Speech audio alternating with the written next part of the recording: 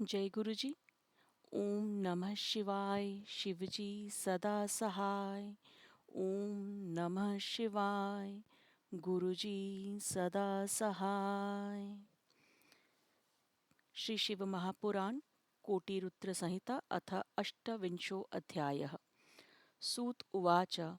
रावणो राक्षसश्रेष्ठो मानपारणः अराराध हरं भक्तया कैलाशे पर्वतोत्तमेः आराधितः कित्यकालं न प्रसन्नो हरो यतः ततः चान्यान्तपाश्चके प्रसादार्थ शिवस्य सः तत् श्रेयाश्चायं हिमवतः सिद्धिस्थानस्थवैगिरेः पौलसत्स्यो रावणः श्रीमान् दक्षिणे वृक्षखण्डके भूमोर्गर्तः वरं कृत्वा तत्राग्निं स्थापय सदृजः तत्सन्निधौ शिवं स्थाप्य हवनं स चाकरः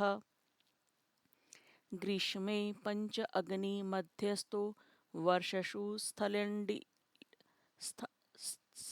स्थलेशय शीते जलान्तरोते हि त्रिधा चक्रे तपश्च सः चाकरेवं बहुतपोसा प्रसन्न सततापिः परमात्मा महेशानो दुराराध्यो दुरात्मेभिः ततः शिरंसि छित्त्वा सः पूजनं शङ्करस्य वै प्रारब्धं दैत्यपतिनां रावणेन महात्मनः एकैकं च शिरच्छिन्नः विधिनः शिवपूजने एवं सत्क्रमत् सत्स्तेनः छिन्नः नव वै यतः एकस्मिन् वसिष्ठे तु प्रसन्ना शङ्करः सतदा आविर्विभुव तत्रैव सन्तुष्टो भक्तवत्सलः शिरिसां पूर्ववत् कृत्वा निरुजानि तथा प्रभु मनोरथं ददौ तस्मः चातुलं बलमुत्तमं प्रसादं तस्य सम्प्राप्य रावणं स च रक्षसः प्रत्युवाचं शिवं शम्भु नतस्कन्दः कृताञ्जलिः रावण उवाच प्रसन्नो भव देवेश लङ्कां च त्वां नमाम्यहं सफलं कुरु मे कामं त्वमहं शरणं गतः सुत उवाच इत्युक्तश्च तदा तेन शम्भुर्वैरावणे सह प्रत्युवाच विचेतसकः सङ्कटं परमं गतः शिव उवाच श्रूयतां राक्षसश्रेष्ठः वचो मे सारवत्यः नियतां स्वगृहे मे हि सद्भक्त्या लिङ्गमुत्तमं भूमौ लिङ्गः तदा त्वं च स्थाप्यसि तत्र वै स्थातस्य तत्र न सन्देहो यथेच्छसि तथा कुरुः सूत उवाच इत्युक्ता शम्भुनां तेन रावणो राक्षेश्वरः तथेति तत्समादाय जागमं भवनं निजम् असनम् असनन्मुत्रोत्सर्गो कामो मार्गो हि शिवामयः तत्सन्वितुं न शक्तयो भूतपौलसत्यरावणः प्रभु दृष्टेटकं तथैव वै गोपं प्राप्त्यात् लिङ्गददावचः मुहूर्तकेऽर्हतिकान्ते गोपो भूदि कलशत्तदः भूमौ संस्थापयमासः तद्भारेणिति पीडितः तत्रैव सततं लिङ्गं वज्रसारसमुद्भवं सर्वकामप्रदं चैव दर्शनात् पापहारकं वैद्यनाथेश्वरं नाम्नां तलिङ्गं भवनन्मुनिः प्रसिद्धं त्रिषु लोकेषु भुक्तिमुक्तिप्रदं सतां ज्योतिर्लिङ्गमिदं श्रेष्ठं दर्शनात् पूजनादपि सर्वपापहरं दिव्यं मुक्तिवर्धनमुत्तमम् तस्मिन् लिङ्गे स्थिते तत्र सर्वलोकहिताय वै रावणः स्वगृहं गत्वा वरं प्राप्य महोत्तमं तच्छ्रुत्वा सकला देवा शक्राद्यः मनुयस्ततः परस्परं समामन्त्र्य शिवशक्त्योधिमलः तस्मिन् काले सुराः सर्वे हरिब्राह्मणदयो मुनेः अजागमुसत्रः सुप्रीत्याय पूजमं चकुर्विशेषतः प्रत्यक्षं तां तदा दृष्ट्वा प्रतिष्ठाय च ते सुरः वैद्यनाथेति सम्प्रोच्य नत्वा नुत्वा दिवं ययु ऋषि उच्चु तस्मिन् लिङ्गे चित्रे तत्र रावणे च गृहतगते किं चरित्रं भूतातः तत्सद् विस्तरातः। सुत उवाच रावणोऽपि गृहं गत्वा वरं प्राप्य महोत्तमं प्रियाय सर्वमाच्योको ममोदारिति महासुर तच्छ्रुत्वा सकलं शक्राद्यः मनुयस्ततः परस्परं समुच्चस्तते समुद्विग्नमुनीश्वरः देवादाय उच्चु रावणो य दुरात्मा हि देवद्रोही खलकुधिः शिवद्वारं च सम्प्राप्य दुःखं दास्यति नुअति सः किं कुर्मः कं स गच्छामः किं भविष्यति वः पुनः दुष्टश्च दक्षतां प्राप्तं किं नो साध्यशतिः इति दुःखं सपन्नः शक्रादः मनुयः सुरः नारदं च समूहाय प्रपुच्छे विकलसततः देव उच्चु सर्वकार्यसमूर्तिः कुर्तु त्वं मुनिसत्तमम् उपायं कुरु देवेर्षिः देवानां दुःखनाशने रावणोऽयं महादुष्टा किं नैव करिष्यतिः कं यस्यामो वयं चात्र दुष्टेनापीडिता वयं नारद उवाच दुःखं त्यजत भो देवः युक्तिं कृत्वा स याम्यहं देवकार्ये करिष्यामि कृपया शङ्करस्य वै सुत उवाच इत्युक्त्वा सुदेवर्षिरगमं द्रवणालयं सत्कारं समुत्प्राप्य प्रीत्योवाचखिलं सच्च ततः नारद उवाच राक्षसोत्तमधनिस्तं शैवर्यसतपोधनः त्वां दृष्ट्वा च मनोमेध्य प्रसन्नमतिरावणः स्वव्रतः ब्रूहशेषेण शिवाराधनासम्भवम् इति पृष्टसतदा तेन रावणो वाक्यं ब्रवीतः रावण उवाच गत्वा मया तु कैलासे तपोर्थे च महामुने तत्रैव बहुकालं वै तपसत्वं सुदारुणं यदा न शङ्करसतुष्टसतश्च परिवर्तितम् आगत्य वृक्षखण्डे वै पुनः सत्यं मया मुनेः ग्रीष्मे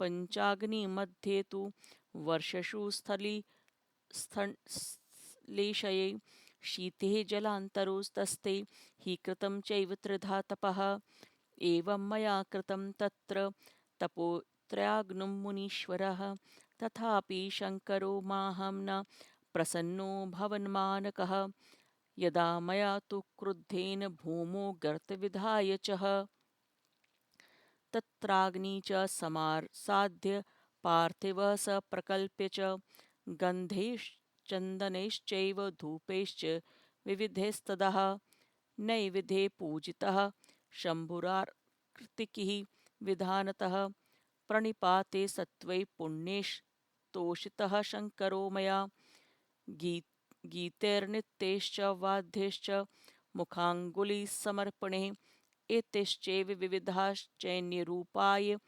भूर्भुवने मुनेः शास्त्रोक्तेन विधानेन पूजितो भगवान् हरः न तुष्टः समुखो जातो सदा यदा च भगवान् हरः तदहं दुःखतिगो भुवं तपस्यो प्राप्य सतफलं धिक्शरीरं बलं चैव धिक्तत्कारणं मम इत्युक्त्वा तु मया तत्र स्थापिन्योऽग्निहुतं बहु पुनश्चेति विचार्येव तत्याशामग्नो निजं तनुं सच्छिन्न शिरांसैव तस्मिन् प्रज्वलते शुचिः शुचिष्वकैकशतानि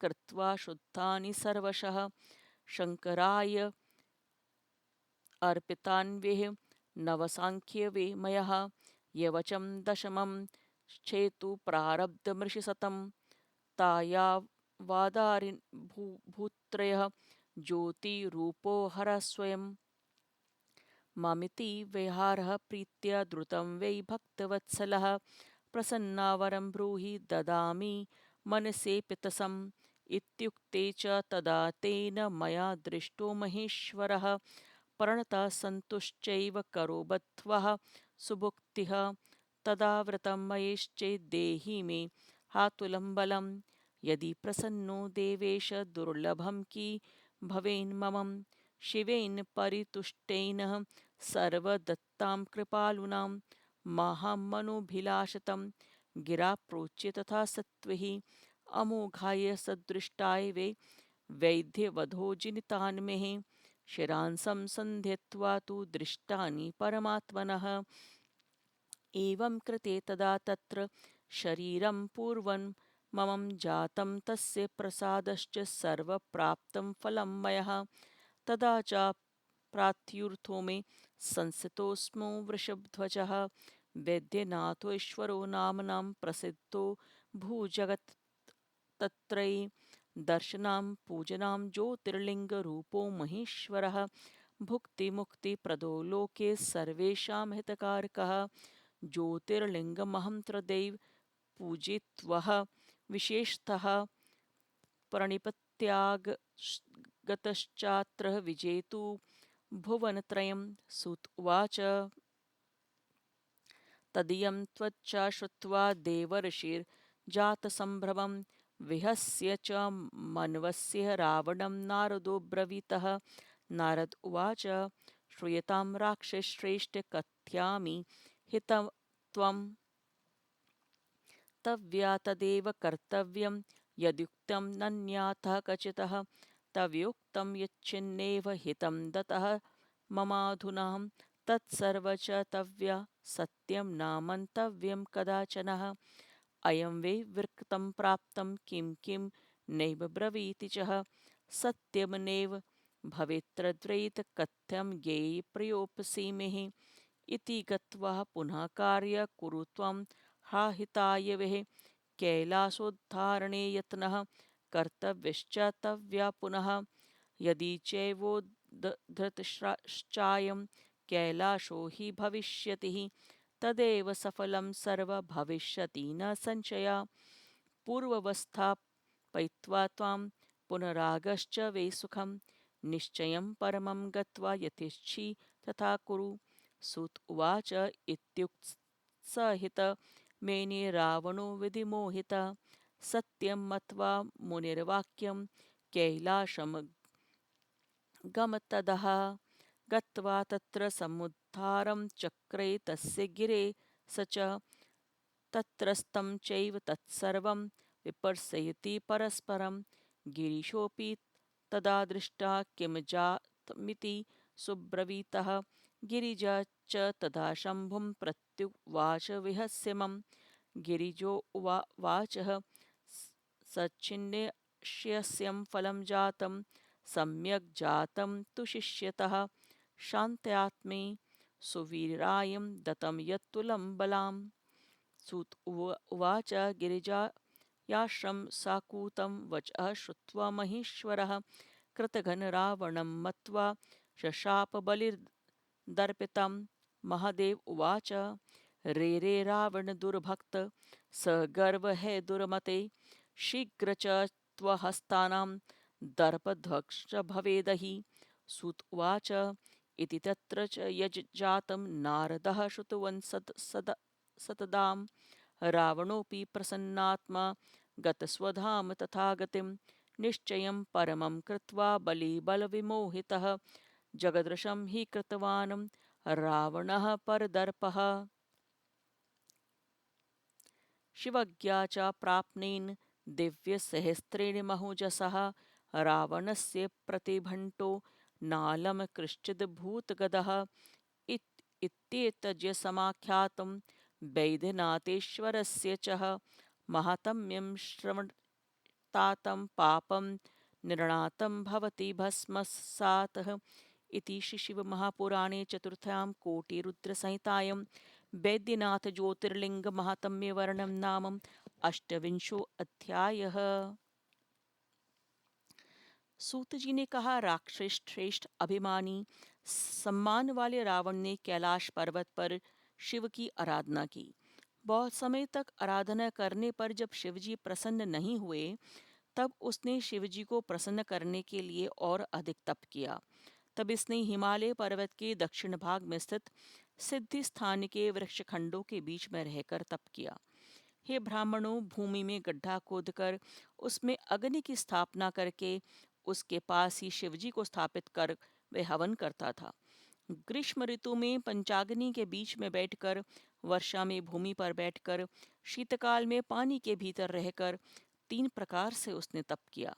इस प्रकार उसने बहुत तप किया, किंतु महेशान परमात्मा दुष्टों से शीघ्र प्रसन्न नहीं होते। उसके बाद महात्मा रावण ने अपना सिर काट के शिवजी का पूजन आरंभ किया। विधि पूर्वक शिव पूजन में एक एक सिर काटना प्रारंभ कर क्रमशः 9 सिर काट डाले।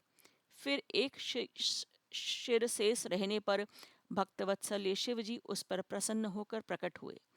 बिना कष्ट के पहले की भांति उसके सिरों को जोड़कर प्रभु ने उसे मनवांछित फल तथा उत्तम बल दिया। वह राक्षस रावण शिवजी के वर स्वरूप प्रसाद को पाकर हाथ जोड़कर सिर झुकाकर कल्याणकारक शिवजी से कहने लगा। रावण ने कहा, हे शिवजी, आप प्रसन्न होइए, मैं आपको लंका ले जाता हूँ। मैं आपकी शरण में आया हूँ, मेरी इच्छा को पूर्ण कीजिए। सूत जी ने कहा, उस रावण ने जब शिवजी से ऐसा कहा, तब शिवजी ने अनमना होकर अपने को तो संकट में पड़ा जानकर कहा, हे राक्षस श्रेष्ठ, तुम महत्वपूर्ण मेरे वचनों को सुनो। मेरे लिंग को भक्ति के साथ अपने घर ले जाओ। जब तुम लिंग को यहाँ जिस भूमि पर रखोगे वे वहीं स्थिर हो जाएगा, इसमें संदेह नहीं। अतः जैसा चाहो वैसा करो। सूत जी ने कहा, शिवजी ने ऐसा कहने पर राक्षसों का राजा रावण उस लिंग को लेकर घर की ओर गया। मार्ग में उसे शिवजी की माया से लघुशंका करने की इच्छा हुई। तब वह पुलसत्य का नाती रावण मूत्र वेग को नहीं रोक सका। एक गोप को देखकर उससे प्रार्थना कर वह लिंग उसने उसे दिया। एक मुहूर्त भर में वह गोप उसके भार से व्याकुल हो उठा। उसके भार को सह न सकने के कारण उसने उस लिंग को भूमि पर रख दिया। वज्रसार से उत्पन्न वह लिंग वहीं स्थिर हो गया। यह लिंग सभी कामनाओं को देने वाला तथा दर्शन मात्र से पापों का विनाशक है। हे मुनि, इस ज्योतिर्लिंग का नाम वैद्यनाथेश्वर है। यह तीनों लोकों में प्रसिद्ध तथा सज्जनों को भुक्ति मुक्ति देने वाला है। ये उत्तम एवं दिव्य ज्योतिर्लिंग दर्शन तथा पूजन करने से सभी पापों का नाशक तथा मुक्ति देने वालों में श्रेष्ठ है। सभी लोगों के हित कर उस लिंग को वहां स्थापित हो जाने पर महाअसुर रावण उत्तम वर पाकर घर गया। यह सुनकर निर्मल बुद्धि वाले शिव भक्त इंद्र आदि सभी देवता तथा मुनिगण आपस में विचार करने लगे। हे मुने, उस समय ब्रह्मा विष्णु आदि सभी देवता वहां आकर प्रेम से शिव पूजन करने लगे। उस लिंग में शिवजी को प्रत्यक्ष रूप में देखकर उन देवताओं ने उनकी प्रतिष्ठा कर उनका नाम वैद्यनाथ रखा और उन्हें प्रणाम कर स्तुति कर स्वर्ग को चले गए। ऋषियों ने कहा, उस लिंग के वहां स्थापित हो जाने और रावण के घर जाने पर हे तात, फिर क्या घटना हुई, उसे विस्तार से कहिए। सूत जी ने कहा, उत्तम वर पाकर जब रावण घर गया तो उसने प्रसन्न होकर अपनी स्त्री से सब समाचार कहा। हे मुनिवरों, उसे सुनकर सभी इंद्र आदि देवता तथा मुनि घबराकर आपस में कहने लगे। देवता आदि ने कहा, यह दुष्ट रावण देवताओं के साथ वैर करने वाला खल तथा दुर्बुद्धि है। शिवजी से घर वर पाकर अब वह हम लोगों को कष्ट देगा। क्या करें, कहाँ जाएं, अब क्या होगा? यह दुष्ट बल पाकर हमारा क्या क्या करेगा?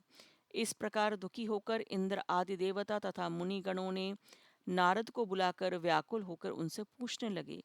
देवताओं ने कहा, हे मुनिवर देवर्षि, तुम सब कार्य में समर्थ हो, अतः देवताओं के दुख दूर करने का उपाय करो। यह रावण महादुष्ट है, यह क्या क्या करेगा? हम इसके दुख से दुखी होकर कहाँ जाएंगे? नारद ने कहा, हे देवताओं, दुख छोड़ो, मैं युक्ति लगाने जा रहा हूँ। मैं शिवजी की कृपा से देवताओं का कार्य करूंगा। सूत जी ने कहा। इतना कहकर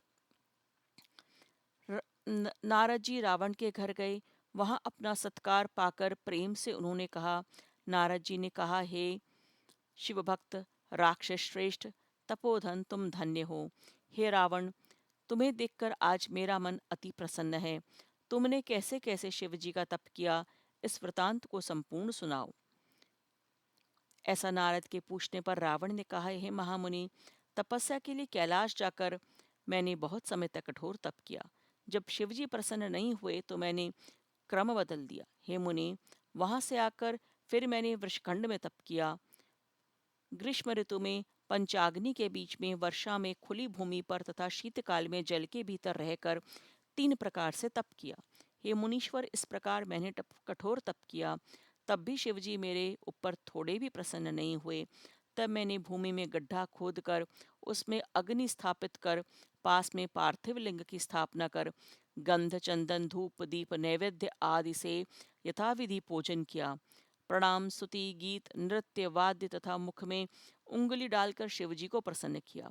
हे मुने, इस प्रकार के अनेक उपायों के कारण शास्त्रीय विधानों से मैंने भगवान शिव की पूजा की।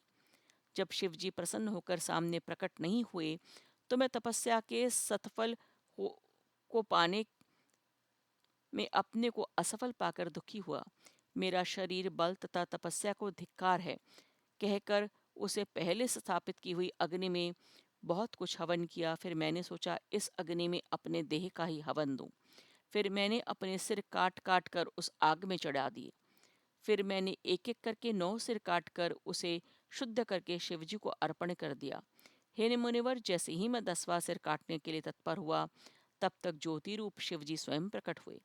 भक्तवत्सल शिवजी ने मुझे उस 10वें सिर को काटने से रोकते हुए प्रसन्न होकर, इच्छित वर मांगो, मैं तुम्हें देता हूँ, ऐसा कहा।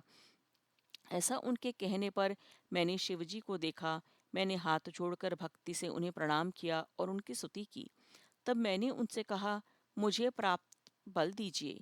यदि आप मुझ पर प्रसन्न हैं तो मेरे लिए क्या दुर्लभ है। दयालु शिवजी ने प्रसन्न होकर मेरी सभी इच्छाएं तथास्तु कहकर पूर्ण कर दीं।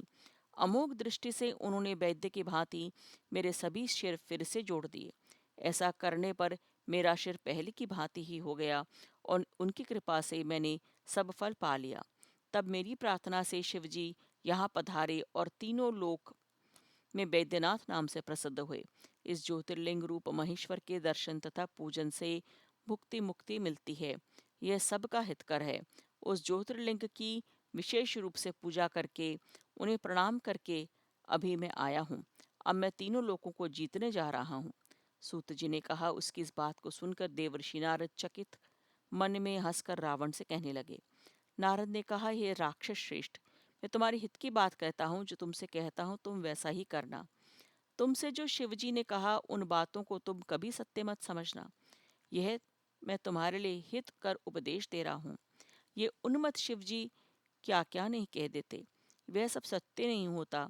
तुम कैसे समझ सकते हो कि तुम्हारे हितकर हैं। इसलिए तुम वहां जाकर उनके सही अहित के लिए कैलाश पर्वत को उखाड़ने का प्रयत्न करो। यदि तुम कैलाश पर्वत को उखाड़ दोगे तो तुम्हारा संपूर्ण यत्न निसंदेह सफल हो जाएगा। पहले की भांति उस कैलाश को फिर से वहीं रखकर सुख से तुम आ जाना। फिर तुम जैसा चाहो वैसा करना। सूत जी ने कहा। विधिवश मोहित हुए रावण ने मुनि की बात को हितकर तथा सत्य जाना, अतः वह कैलाश के पास गया। वहां जाकर उसने कैलाश पर्वत को हिलाया, जिसमें उसके ऊपर से सभी पदार्थ उलट पुलट हो गए। शिवजी ने भी यह क्या हुआ कहा। तब पार्वती जी हंसकर शिवजी से कहा। गिरिजा बोली, शांत आत्मा वाले वीर को जो आपने अतुलनीय बल दिया है, उस अच्छे व्यक्ति को शिष्य बनाने का अच्छा फल आपको मिला है। सूत जी कहते हैं, पार्वती जी के साभिप्राय वचन को सुनकर शिवजी ने कृतधन तथा बल से घमंडी रावण को श्राप दिया। महादेव जी ने कहा, अरे दुर्बुद्धि नीच भक्त रावण, घमंड मत कर। शीघ्र ही तेरे भुजबल के घमंड को मिटाने वाला यहीं पैदा होगा। सूत जी ने कहा। इस प्रकार वहां जो घटना घटी उसे नारद जी ने सुना। इधर रावण भी प्रसन्न होकर अपने घर आया। दूसरों के घमंड का नाश करने वाले तथा अपने बल कि घमंड में मोहित रावण ने संसार को अपने वश में किया। शिवजी की कृपा से दिव्यास्त्र पाए हुए महान ओजस्वी रावण का उस समय बराबरी करने वाला कोई नहीं था। इस प्रकार वैद्यनाथेश्वर के महात्म्य को कह दिया गया है। इसे सुनने से मनुष्यों के पाप भस्म हो जाते हैं। इस प्रकार वैद्यनाथेश्वर ज्योतिर्लिंग महात्म्य वर्णन नामक 28वां अध्याय समाप्त हुआ। जय गुरु जी। ओम नमः शिवाय। शिवजी सदा सहाय। ओम नमः शिवाय। गुरु जी सदा सहाय। अनंतम शुक्राना गुरु जी। पाठ करने में कुछ भी त्रुटि हुई महादेव आप क्षमा करें।